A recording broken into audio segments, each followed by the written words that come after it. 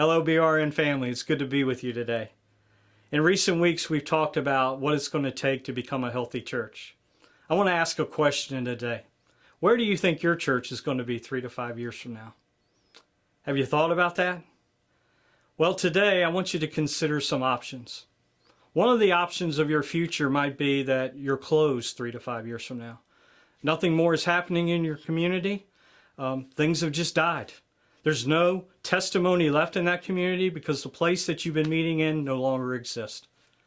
Another option is, well, you know you're there, and you know that you're not sure whether or not you have what it takes right now to get to a place of health and make a difference in the community in which God started the church.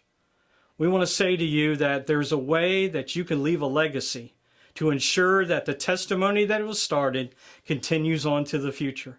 That's called replanting. Another option is revitalization. This is where we find most of our churches. They need to be revitalized, meaning they need to get the passion and the fervor back of engaging lostness, intentionally discipling, and developing the future through people, through leaders that will eventually start more churches, new ministry, whatever it takes to make a difference for the glory of God. Another option is reproduction. Reproduction is where we're most healthiest.